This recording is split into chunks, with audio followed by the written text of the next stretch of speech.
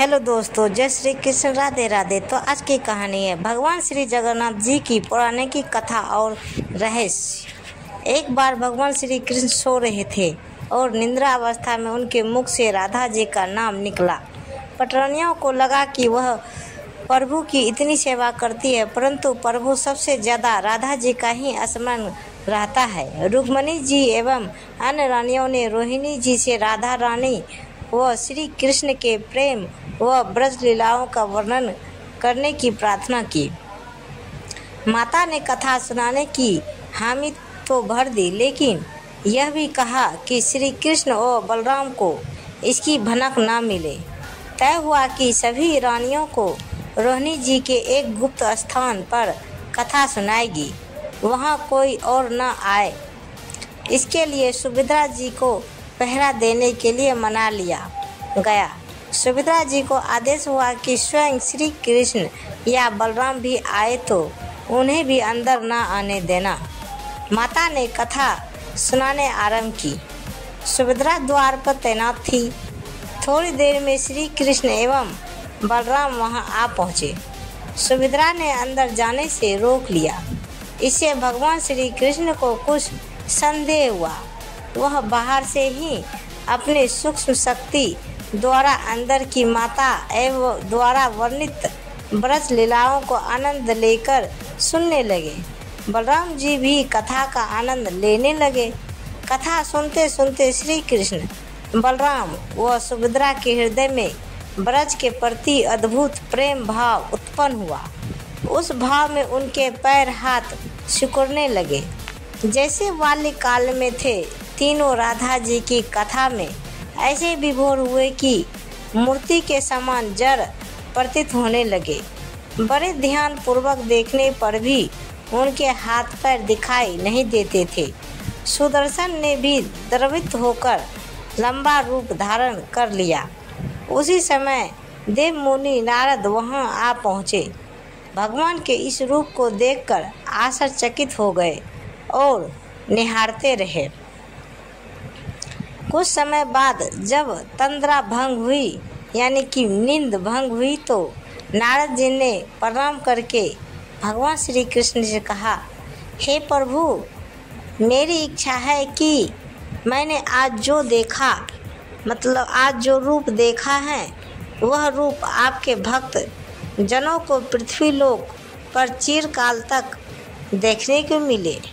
आप इस रूप में पृथ्वी पर वास करें।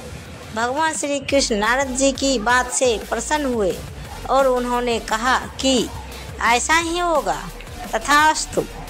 काली काल में ही मैं इसी रूप में नीलाचल क्षेत्र में अपना स्वरूप प्रकट करूंगा। कलयुग आगमन के उपरांत प्रभु की प्रेरणा से मालव राज इंद्रधूम्न ने भगवान श्री कृष्ण, बलभद्र जी और बहन सुभद्रा जी की ऐसी ही प्रतिमा जगन्नाथ मंदिर में स्थापित कराई। राजा इंद्रधूम्न श्रेष्ठ प्रजा पालक राजा थे। राजा उन्होंने बहुत प्रेम करती थी। प्रजा सुखी और संतुष्ट थी। राजा के मन में इच्छा थी कि वह कुछ ऐसा करे जिससे सभी उन्हें स्मरण रखे, यानी कि याद रखे। देवयोग से इंद्रधूम्न के मन में एक अज्ञात कामना प्रकट हुई कि वह ऐसा मंदिर का निर्माण कराएं जैसा दुनिया में कहीं और ना हो। इंद्रधूम्न विचारने लगे कि आखिर उनके मंदिर में किस देवता की मूर्ति स्थापित करें। राजा के मन में यही इच्छा और चिंतन चलने लगा।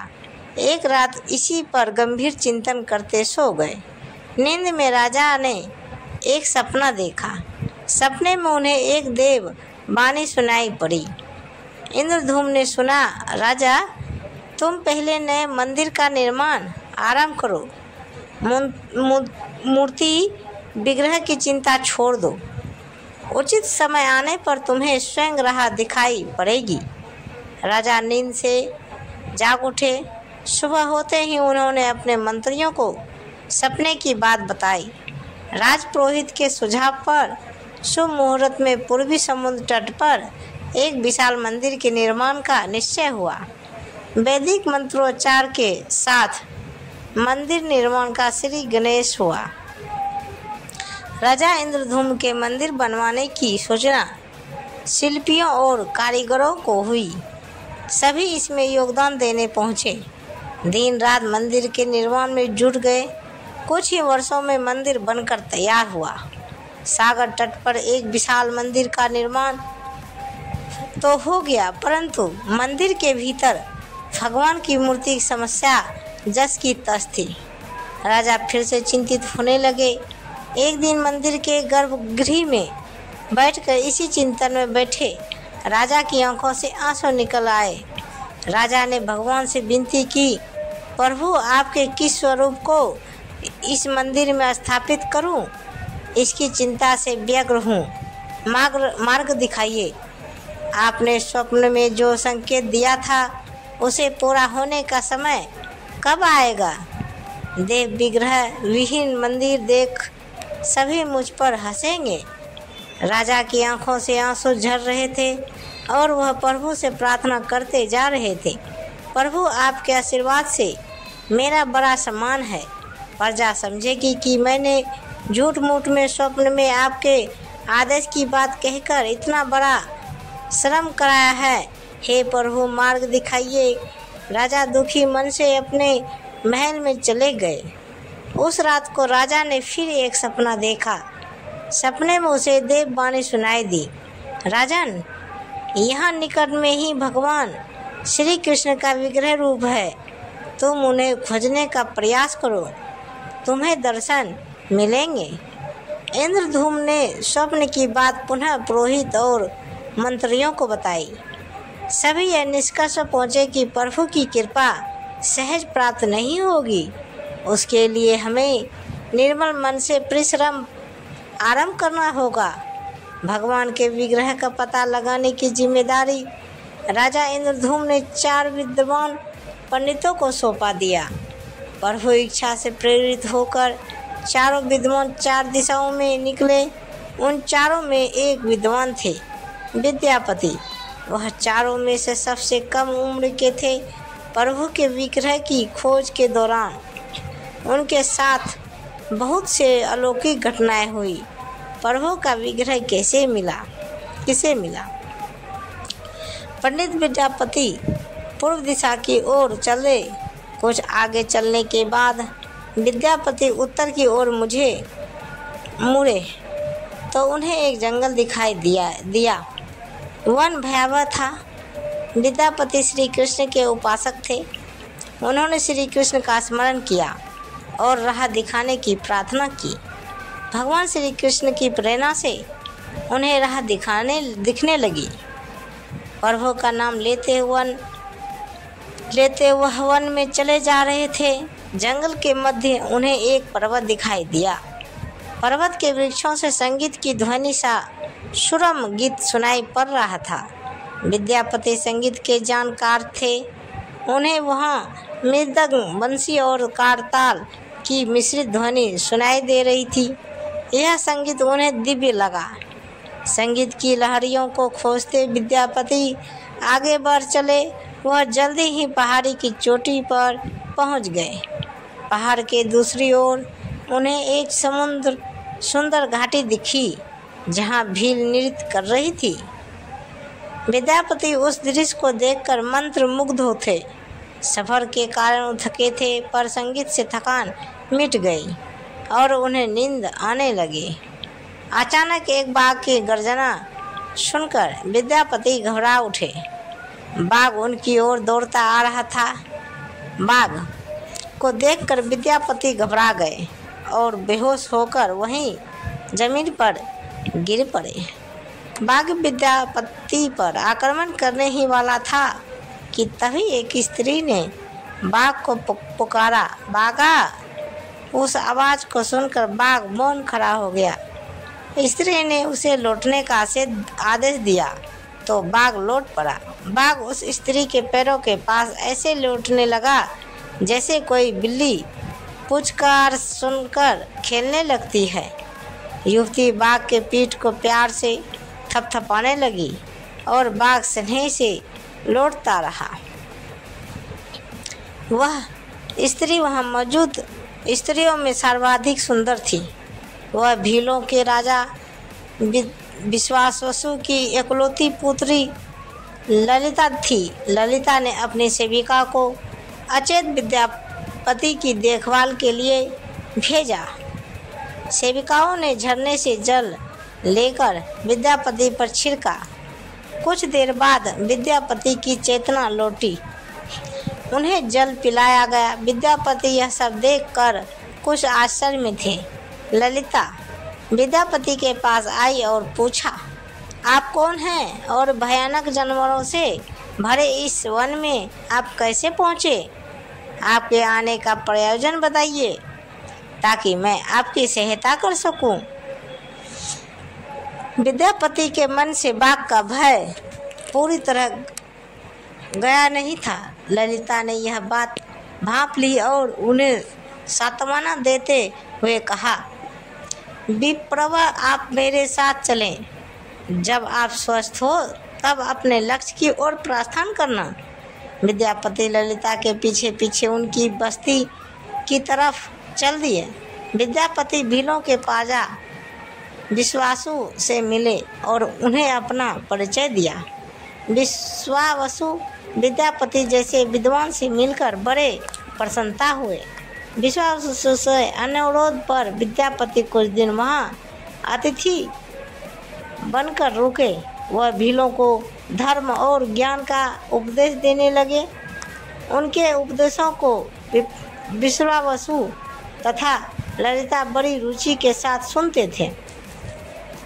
ललिता के मन में विद्यापति के लिए अनुराग पैदा हो गया।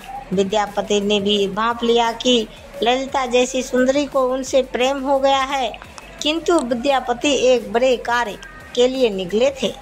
अचानक एक दिन विद्यापति बीमार हो गए। ललिता ने उसकी सेवा शुश्रूषा की। इससे विद्यापति के मन में भी ललिता के प्रति प्रेम भाव पैदा हो गया। विश्वावसु ने प्रस्ताव रखा कि विद्यापति ललिता से विवाह कर ले। विद्यापति ने इसे स्वीकार कर लिया। कुछ दिन दोनों के सुखमय बीते। ललिता से विवाह करके विद्यापति प्रसन्न तो था, पर जिस महत्वपूर्ण कार्य के लिए वह आए थे वह अधूरा था। यही चिंता उन्हें बार बार सताती थी। इस बीच विद्यापति को एक विशेष बात पता चली। विश्वावसु हर रोज सवेरे उठकर कहीं चला जाता था और सूर्योदय के बाद ही लौटता था। कितनी भी विकट स्थिति हो, उसका यह नियम कभी नहीं टूटता था। विश्वावसु के इस व्रत पर विद्यापति को आश्चर्य हुआ। उनके मन में इस रहस्य को जानने के लिए इच्छा हुई। आखिर विश्वावसु जाता कहाँ है?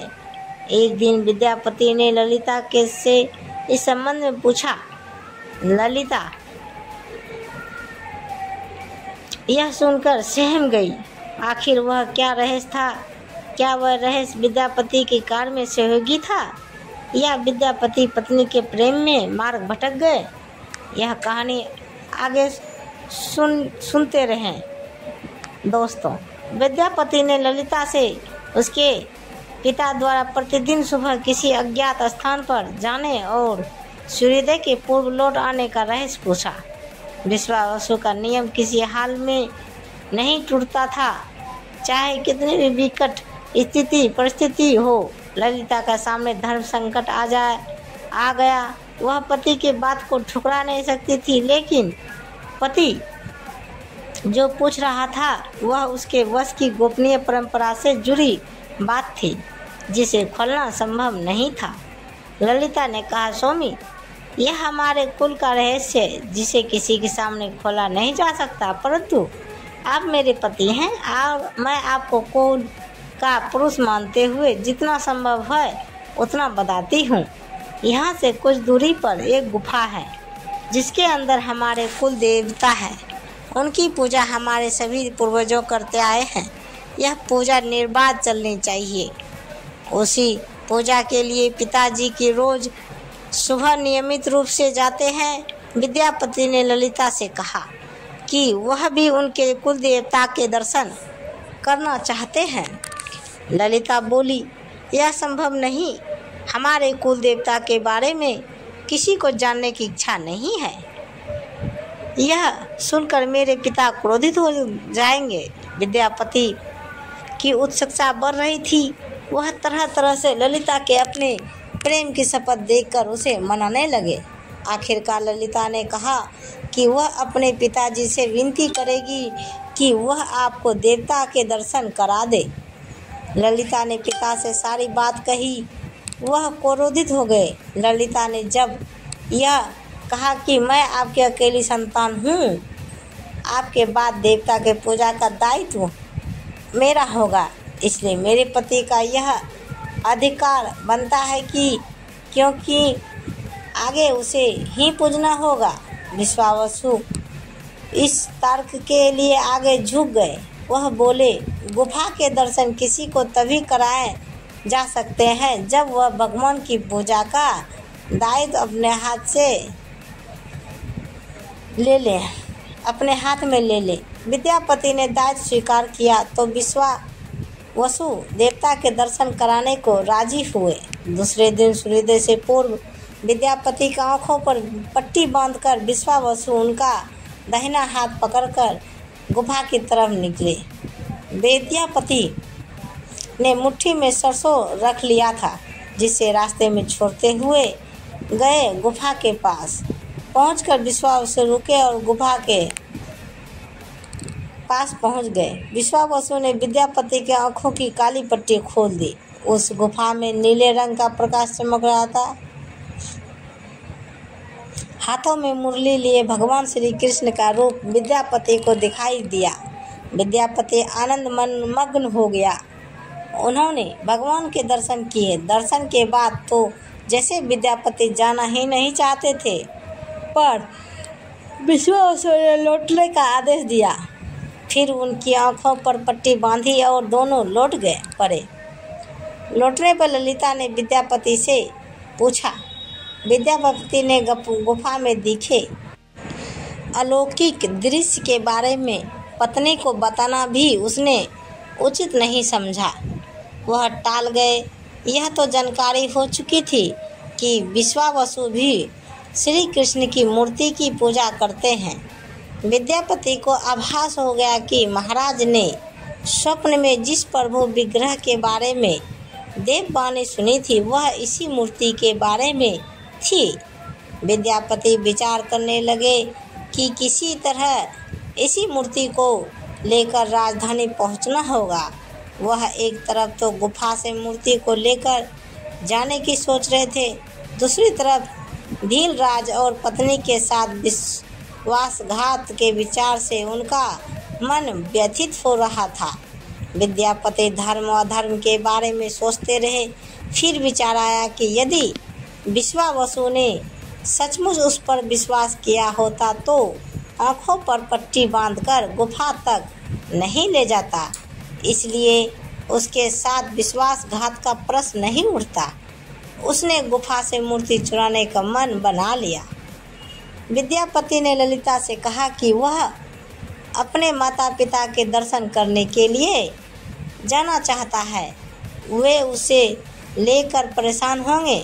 ललिता भी साथ चलने को तैयार हुई तो विद्यापति ने यह कहकर समझा लिया कि वह शीघ्र ही लौटेगा तो उसे लेकर जाएगा। ललिता मान गई। विश्वावसु ने उसके लिए घोड़े का प्रबंध किया। अब तक सरसों के दाने से पौधे निकल आए थे। उनको देवता विद्यापति गुफा तक पहुंचा गया। उसने भगवान की स्तुति की और क्षमा प्रार्थना के बाद उनकी मूर्ति उठाकर झोले में रख ली। शाम तक वह राजधानी पहुंच गया और सीधा राजा के पास गया। उसने दिव्य प्रतिमा राजा को सौंप दी और पूरी कहानी सुनाई। राजा ने बताया कि उसने कल एक सपना देखा कि सुबह सागर में एक कुंदा बहकर आएगा। उस कुंदे की नक्काशी करवाकर भगवान की मूर्ति बनवा लेना। जिसका अंश तुम्हें प्राप्त होने वाला है वह भगवान श्री विष्णु का स्वरूप होगा। तुम जिस मूर्ति को लाए हो वह भी भगवान विष्णु का ही अंश है। दोनों आश्वस्त थे कि उनकी तलाश पूरी हो गई। राजा ने कहा, जब भगवान द्वारा भेजी लकड़ी से हम इस प्रतिमा का बड़ा स्वरूप बनवा लेंगे तब तुम अपने ससुर से मिलकर उन्हें मूर्ति वापस कर देना। उनके कुल देवता का इतना बड़ा विग्रह कर भव्य मंदिर में स्थापित देखकर उन्हें खुशी ही होगी। दूसरे दिन सूर्योदय से पूर्व राजा विद्यापति तथा मंत्रियों को लेकर सागर तट पर पहुंचा। स्वप्न के अनुसार एक बड़ा कुंदा पानी में बहकर आ रहा था। सभी उसे देखकर प्रसन्न हुए। 10 नावों पर बैठकर राजा के सेवक उस कुंदे को खींचने पहुँचे। मोटी मोटी रस्सियों से कुंदे को बांधकर खींचा जाने लगा, लेकिन कुंदा टस से मस नहीं हुआ और लोग भेजे गए, लेकिन सैकड़ों लोग और नावों का प्रयोग करके भी कुंदे को हिलाया तक नहीं जा सका। राजा का मन उदास हो गया। सेनापति ने एक लंबी सेना कुंदे को खींचने के लिए भेज दी। सारे सागर में सैनिक ही सैनिक नजर आने लगे, लेकिन सभी मिलकर कुंदे को अपने स्थान से हिला तक ना सके। सुबह से रात हो गई। अचानक राजा ने काम रोकने का आदेश दिया। उसने विद्यापति को अकेले में ले जाकर कहा कि वह समस्या का कारण जान गया है। राजा के चेहरे पर संतोष के भाव थे। राजा ने विद्यापति को गोपनीय रूप से कही चलने की बात कही। राजा इंद्रधुम्न ने कहा कि अब भगवान का विग्रह बन जाएगा, बस एक काम करना होगा। भगवान श्री कृष्ण ने राजा को ऐसा क्या संकेत दे दिया था कि उसकी सारी परेशानी समाप्त हो गई। यह राजा इंद्रधुम्न को भगवान की प्रेरणा से समझ में आने लगा कि आखिर प्रभु के विग्रह के लिए जो लकड़ी का कुंदा पानी में बह कर आया है वह हिलडुल भी क्यों नहीं रहा है।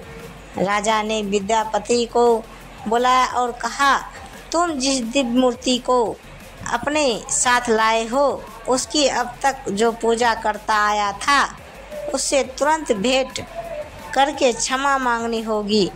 बिना उसके स्पर्श किए यह कुंदा आगे नहीं बढ़ सकेगा।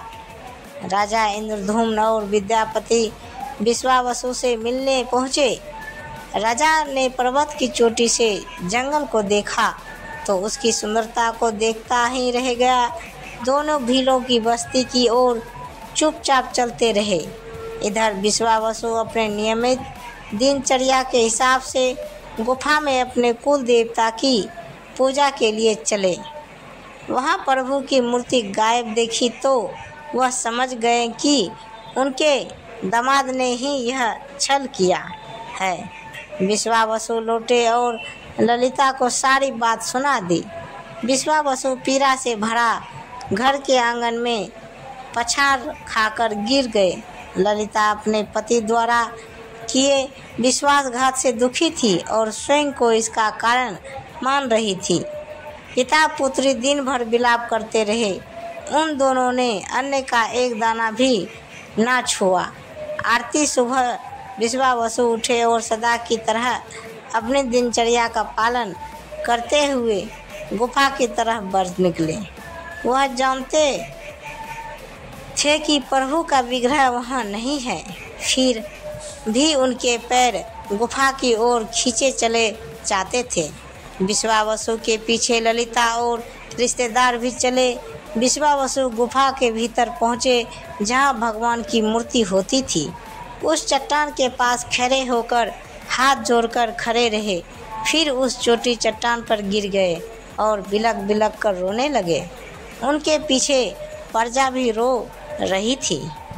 एक भील युवक भागता हुआ गुफा के पास आया और बताया कि उसने महाराज और उनके साथ विद्यापति को बस्ती की ओर से आते देखा है। यह सुनकर सब चौंक उठे। विश्वावसु राजा के स्वागत में गुफा से बाहर आए, लेकिन उनकी आंखों में आंसू थे। राजा इंद्रद्युम्न विश्वावसु के पास आए और उन्हें अपने हृदय से लगा लिया। राजा बोले, भीलराज, तुम्हारे कुल देवता की प्रतिमा का चोर तुम्हारा दामाद नहीं, मैं हूँ। उसने तो अपने महाराज के आदेश का पालन किया। यह सुनकर सब चौंक उठे। विश्वावसु ने राजा को आसन दिया। राजा ने उस विश्वावसु को शुरू से अंत तक पूरी बात बताकर कहा कि आखिर क्यों यह सब करना पड़ा। फिर राजा उनसे अपने स्वप्न और फिर जगन्नाथपुरी में सागर तट पर मंदिर निर्माण की बात कह सुनाई। राजा ने विश्वावसु से प्रार्थना की, धीर सरदार विश्वावसु, कई पीढ़ियों से आपके वंश के लोग भगवान की मूर्ति को पूजते आए हैं। भगवान के उस आग्रह विग्रह के दर्शन सभी को मिले, इसके लिए आपकी सहायता चाहिए।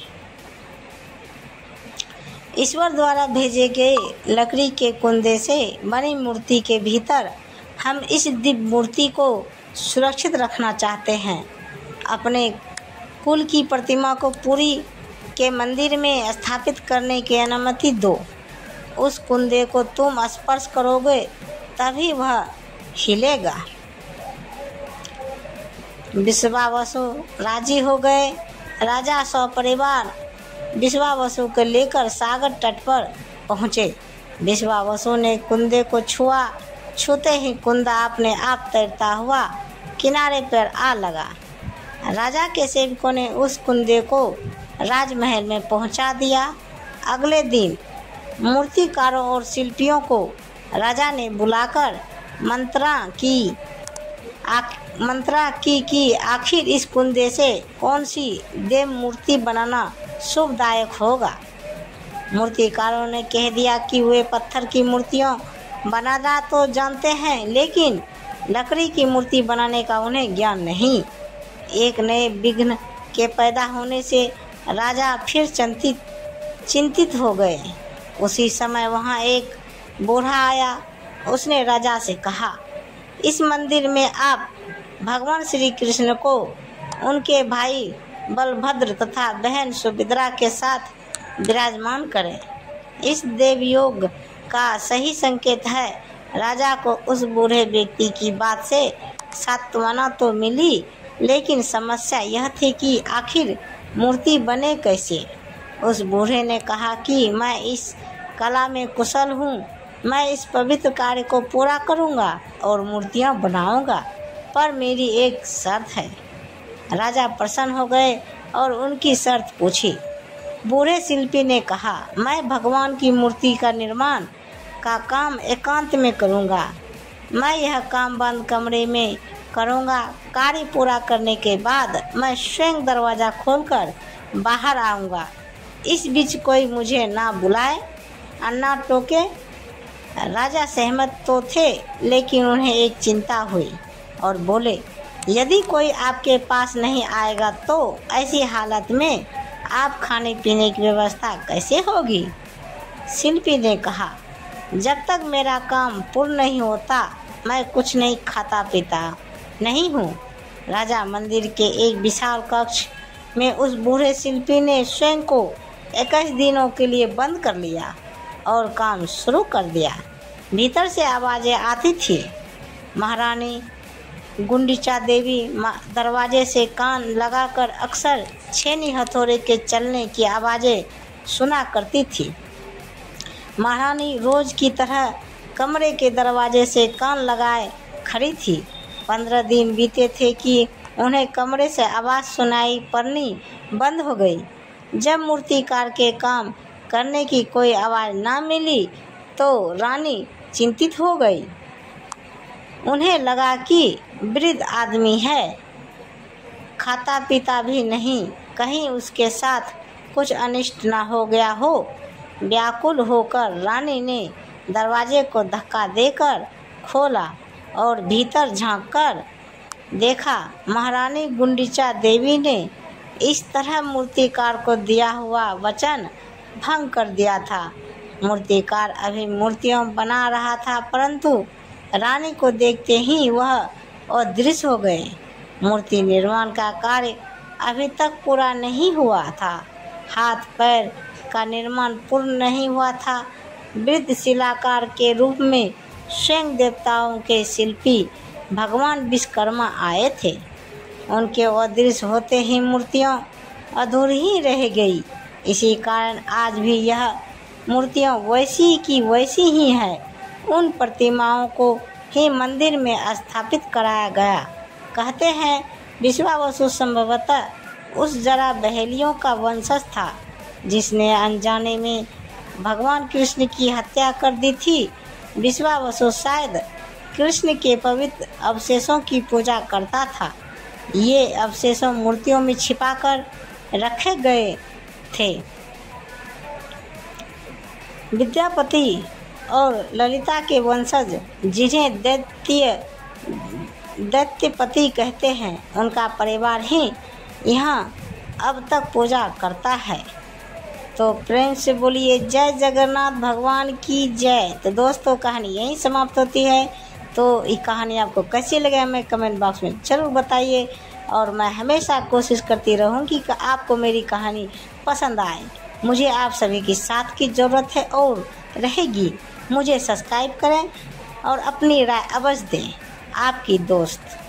और पूरा कहानी सुनने के लिए धन्यवाद। तो दोस्तों ये कहानी आपको कैसी लगी हमें कमेंट बॉक्स में ज़रूर बताइएगा, और कहानी को पूरा सुनने के लिए शुक्रिया। तो मिलते हैं ऐसे ही वीडियो देखने के लिए। हमारे चैनल को सब्सक्राइब करें और वीडियो को लाइक ज़रूर करें। धन्यवाद। तो दोस्तों मिलते हैं अगले वीडियो के साथ। तब तक बाय बाय दोस्तों। जय हिंद।